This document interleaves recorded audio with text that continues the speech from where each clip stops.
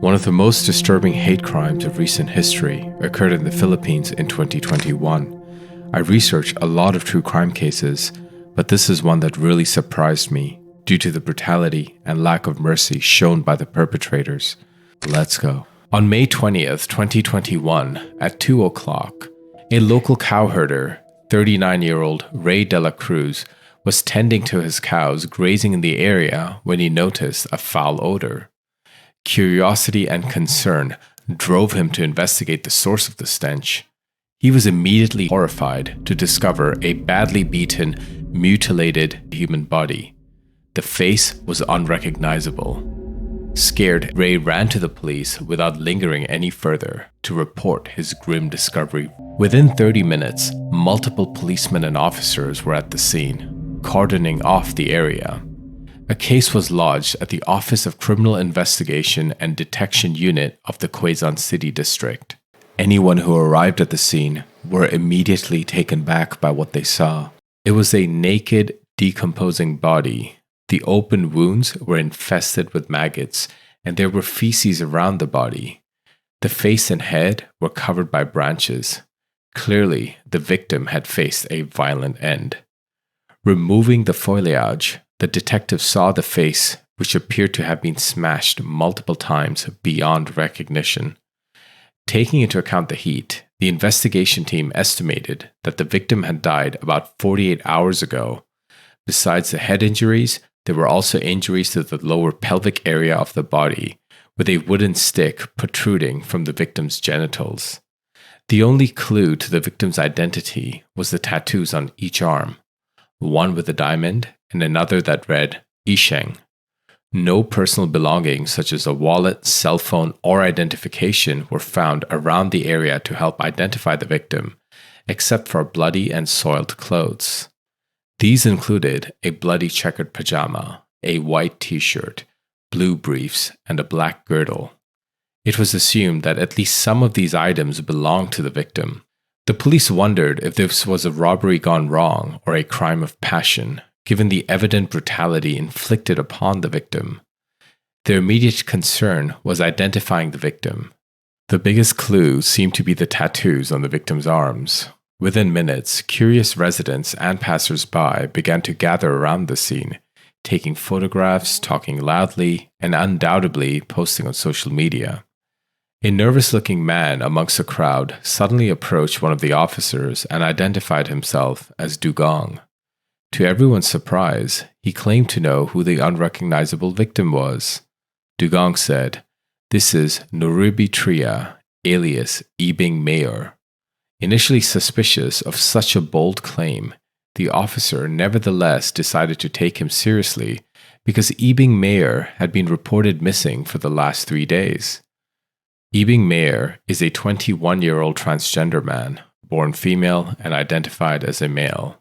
A content creator with 70,000 followers. He is very active on TikTok, posting often and gaining a loyal following. Ebeng is also a proud member of the LGBTQ community, well-liked and had many friends. According to his mom, Cherry Tria, he is hardworking and always sent money to his family. He quit his studies to help work and support his family, taking numerous jobs such as working in a restaurant, as a dishwasher, and a waiter. Ebeng Mayor had been living in Pampanga with his live-in girlfriend, but they had a fight. Perhaps to cool down for a few days, he returned to Quezon City on May 14th, 2021. On May 17th, 2021, Ebeng Mayor told his family he was going out for a night of drinking with his childhood close friend, Xander Gal de la Cruz. Another friend, Crystal, would also join them. Perhaps Ebeng wanted to discuss his current relationship status with his friends and let off some steam. On May 18th, around noon, Cherry still hadn't heard a word from her son. She started asking around if anyone had heard from Ebeng, but no one had. Most importantly, Ebeng had not posted anything since the early hours of May 18th, 2021, especially on Facebook. Ebeng's family started to worry. On May 19th, 2021, The family involved the police, and the search for Ebeng Mayor started, but nothing came of it. May 20th. Soon, news of the discovery of an unidentified female body with tattoos traveled to Ebeng's family. Rumor has it that Ebeng's sister discovered a post on Facebook. It was the news the family had dreaded hearing for days. Ebeng's sister's live-in partner decided to go take a closer look to see if this person was Ebeng Mayor. When Jeremy arrived at the scene, he was shocked at the state of the body. He found it impossible to identify, but then he noticed the two distinctive tattoos on the arms and realized, oh my God, this is Ebeng Mayor. Jeremy notified the police immediately, and then he called the family to deliver the worst news of their life. The entire family was devastated, and Cherry was inconsolable.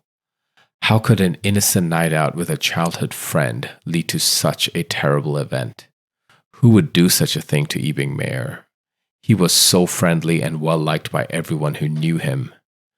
Back at the station, around 7:30 p.m. that day, Dugong was invited by the police to come and provide a statement.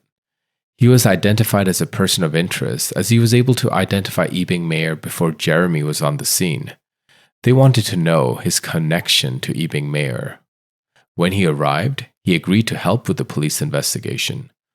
Police had a sneaking suspicion that he knew a lot more than he let on, and instinctively felt something was not right about him.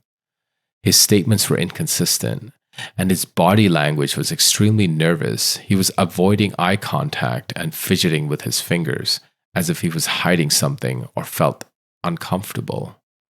After a few hours, Ebeng Mayor's father arrived at the station. He recognized Dugong right away. This was none other than Xander de la Cruz, the childhood friend that Ebeng had mentioned he was going out for drinks with. Upon being confronted by the father, Dugong broke down and admitted to being involved in the murder of Ebeng Mayor and promised to disclose what really happened in the early morning of May 18th, 2021. Perhaps it was the guilt or fear that he couldn't control anymore, but he began a full confession thereafter. Reconstructing the night of May 17th or the early morning of May 18th, when a fun night out drinking turned into a complete nightmare. 3 friends, Ebeng Mayor, Dugong, and a female friend, Crystal, were out drinking together around midnight. Crystal decided it was time for her to go home, so Ebeng Mayor and Dugong dropped her off before 2 a.m. Crystal, contacted later by the police, corroborated this account, mentioning they did drop her off at her home. She even received a social media message from Ebeng Mayor at 3 a.m. that night, saying he had arrived home, followed by another text that felt off, because it was not the usual way of communicating. She didn't think much of it at the time and went to sleep. After dropping her off, Ebeng Mayor and Dugong then went to meet up with 2 of Dugong's friends, Joel Loyola, 30 years old, and Richard Elvin Araza, 34 years old. Joel was jobless, lived with his girlfriend, and was a convicted drug pusher out on a plea bargain.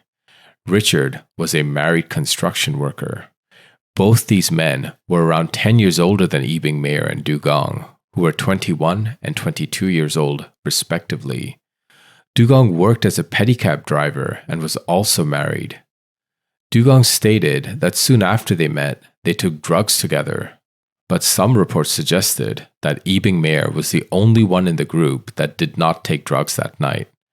Unfortunately, I couldn't find anything on a toxicology report to confirm this. The brutal attack.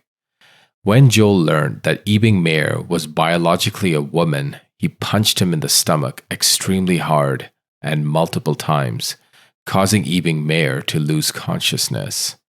Dugong tried to intervene, but Joel pulled out a concealed .22 caliber pistol and threatened to shoot him if he dared interfere or make a sound. Under fear of his own life, Dugong admitted to obediently following Joel's orders to carry Ebeng's unconscious body to a secluded area near city of Bacau. There, the brutality of the assault truly unfolded. Joel continued to assault Ebeng Mayor even as he slowly regained consciousness. Realizing what was happening, Ebeng used all his might to fight back and protect himself, but injured and barely conscious, he was no match for the vicious assault. Joel then pulled out a gun at Dugong and ordered him to pick up a huge rock nearby.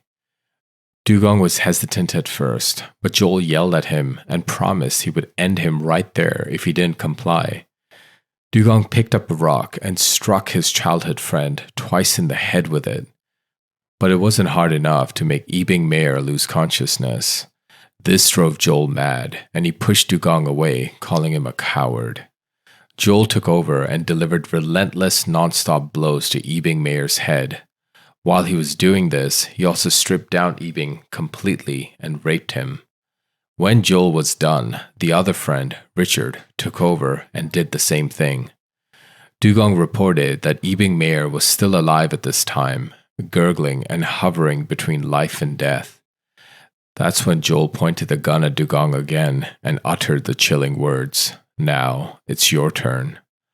Fearful for his life and frozen in shock, Dugong then proceeded to tearfully assault the near lifeless body of his childhood friend. However, the worst was yet to come. Joel then grabbed a tree branch off the ground and rammed it into Ebeng's genitalia.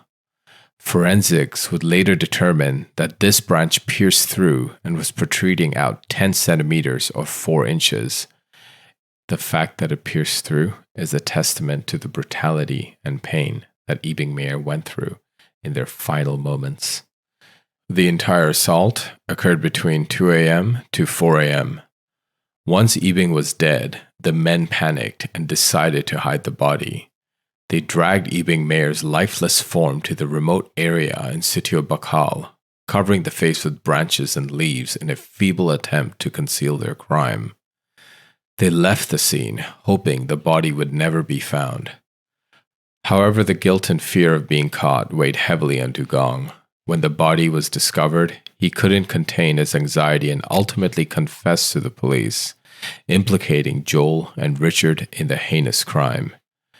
The forensic report revealed that Ebeng Mayor's cause of death was determined to be blunt force injuries sustained to the head and penetrating trauma to the vulva and perineum, a horrendous way to go.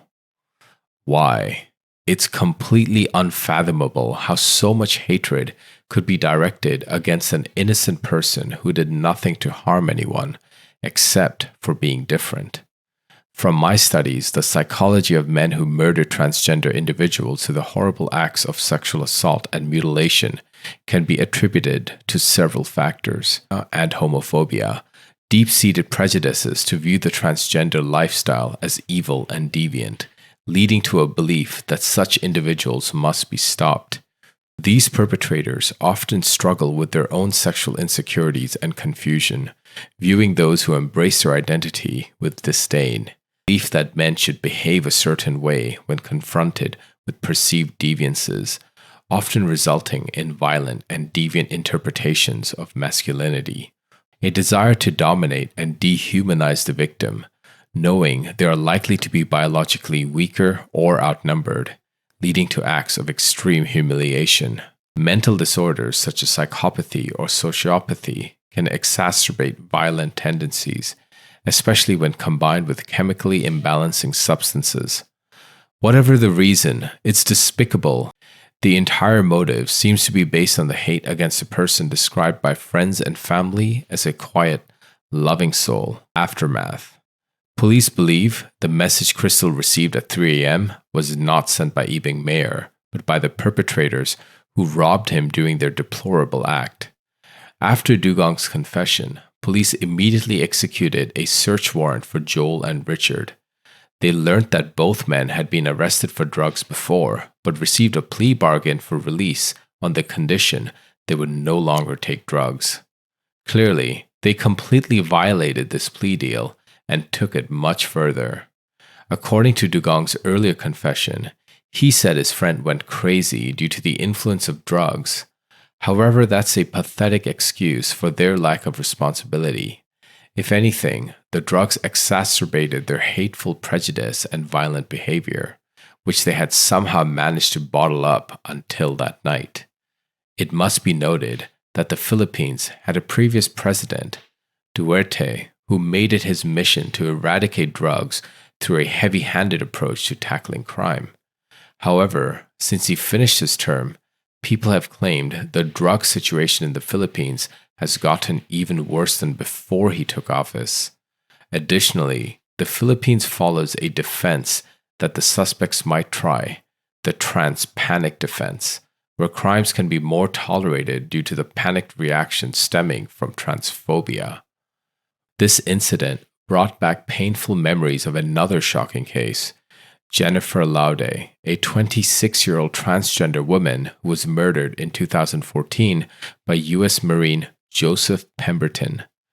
Pemberton strangled Laude and drowned her in a toilet in a motel in Olongapo when he discovered she had male genitalia as they were about to have sexual intercourse. His defense claimed trans panic during the trial, and although he was found guilty of murder in 2015, he received a reduced sentence of 6 to 12 years because of this defense. The public was outraged by the closed-door trial, and even more disgusted when Pemberton received a full pardon in September 2020 and was extradited to the US to face a court-martial. This pardon occurred less than a year before Ebeng Mayor's shocking death. The country struggles to pass legislation that would impose harsher punishments for violence against trans people. So what happened to the suspects? The suspects were now certified criminals as they were all found guilty beyond reasonable doubt of the crime of rape with homicide. They were ordered to pay 331,000 Philippine pesos, or approximately 5,700 USD, and sentenced to 10.5 to 21.5 years in prison, a sentence that many would find inadequate for the heinous crime committed. If you've made it this far, thank you. Please drop a like on this video and consider subscribing to Crimes Anatomy if you're not already.